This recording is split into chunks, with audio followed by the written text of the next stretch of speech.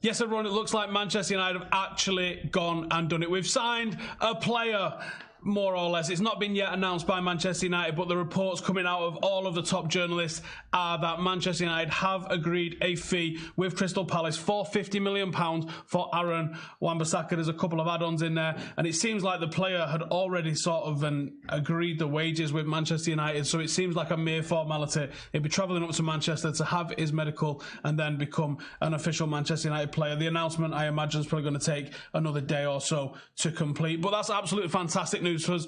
This is a player that I really enjoyed watching for the whole of last season after his initial breakout season, where he did force Timothy Fosu-Mensah out of that Crystal Palace team. They was like, we've got our own bit of a prospect here. Let's see what happens if he plays every single game and what he can eventually turn into.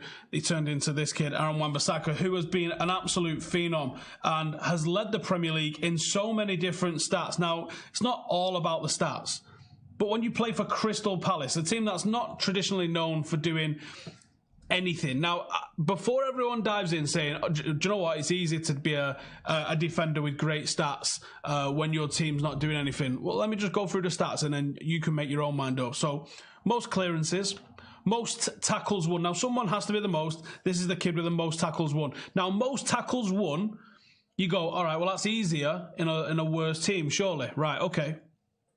But is the highest tackle success rate easier in a bad team? And if you're having more and more and more, surely the ratio is eventually going to start slipping if you're just having lots, unless you're truly an elite defender like Aaron Wan-Bissaka is. Highest tackle success rate with 94% tackle completion rate. Phenomenal. Most take-ons completed.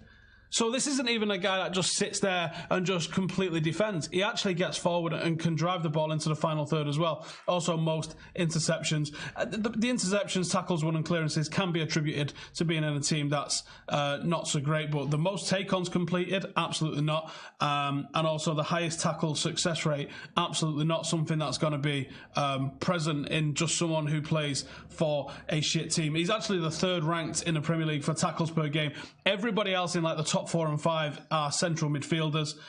Absolutely phenomenal. Only one player in the Premier League has been dribbled past less frequently as a fullback than Wan-Bissaka. This stat that goes around all the time about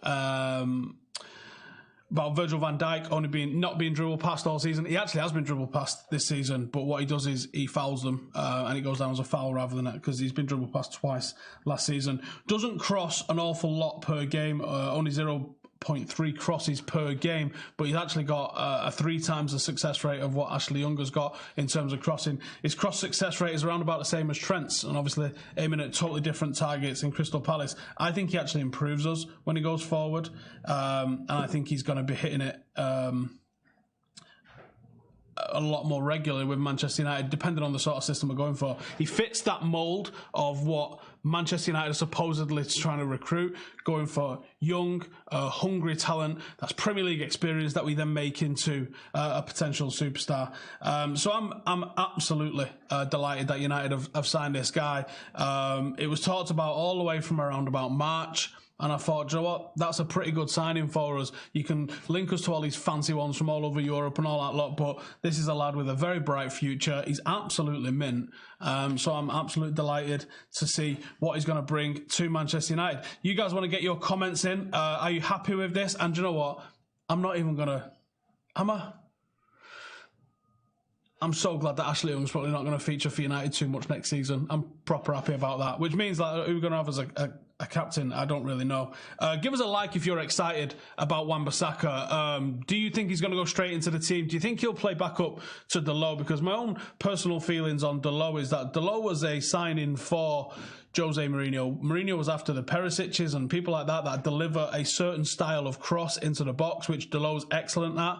Defensively, he wasn't up to it for me, and that was obvious from the Derby game onwards that he just wasn't there defensively. Aaron Wan-Bissaka certainly will be there defensively. Legend Killer says we need Maguire and Bruno and Pepe. That's the free signings. I don't think we're getting them free, to be honest with you, my mate. I would love to see Maguire brought over the line. I think that would be absolutely laughing. I would love to do that one. Fernandez and Neves, please. That would totally transform the midfield for sure. Dom says, let's say we don't buy a centre-back and we play Lindelof and Smalling. Do you reckon the signing of Wan-Bissaka improves the centre-back partnership? No, I don't, to be honest. I don't think it improves the centre-back partnership. The issue that you've got with the inability of someone like Chris Smalling to play out from the back is it means that you rely upon Lindelof to try and play out the back, who's good at it, not great at it. But because other teams know that, Smalling's not even going to attempt to step into midfield with the ball or try and play out from the back.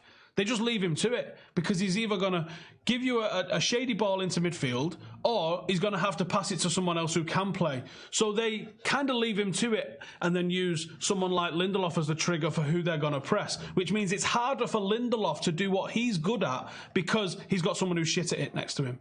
Where if you had a Koulibaly, a De Ligt, an Alderweireld or a Maguire, someone who's actually competent with the ball at his feet, able to step into midfield and actually create an overlap there for Manchester United.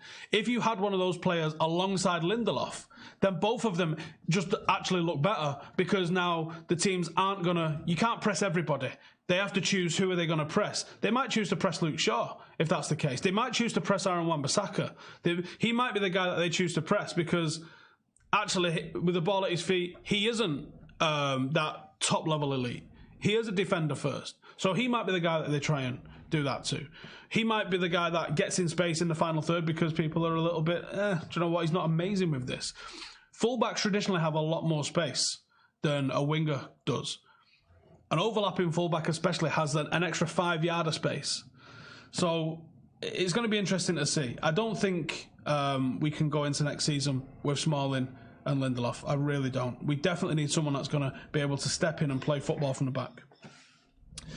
Chig says, it's to my understanding that United are now officially closing in on the signing of Bruno Fernandes, and United and Sporting of Lisbon are negotiating a final price for Bruno. Personally, I haven't heard anything except what's been in the press about Bruno Fernandes. His numbers last season were absolutely disgusting. If he can even come close to replicating that in the Premier League, he's going to win Player of the Season without a shadow of a doubt. Can he do it in the Premier League? Could he do it at United? How would he fit into this kind of system? Personally, not sure you'll see him and Pogba in the same team. Not sure him and Pogba in the same team could work. And where does Juan Mata, who's just recently been extended, fit into all of this lot? Loads of question marks that I don't really have the answer to. 200 have hit the like button, 2,500 watching. We need to be seeing more excitement about Wan-Bissaka, lads and ladies. Are you happy not seeing Ashley Young? I think that deserves a like, doesn't it? Stephen, I'm a diehard United fan from Iran. I watch the show all the time. I have a question for you. What's my opinion regarding Ruben Neves, and how about Gareth Bale? Ruben Neves, I would love. I'm not sure you're getting him out of Wolves. Gareth Bale, if it was on loan, I wouldn't have an issue with it, to be honest. I think he'd be a great person on that. The turning back in possession to... I've been playing for England, but I saw a lot of Pogba's game in my... being ripped apart. We can look into it. Pogba may even stay, although I believe you should let players go if they're not happy. Same with me, mate. If you don't want to be here, sound. Do one. Hopefully you can't hear this, but they're drilling a new building next door and it's absolutely annoying. And can you hear the desk rattling? So I've got to keep my arm on it so it doesn't rattle. So hopefully that's not being picked up. But yeah, that's annoying. Happy. Even on loan, I don't want Neymar. Oh God, no.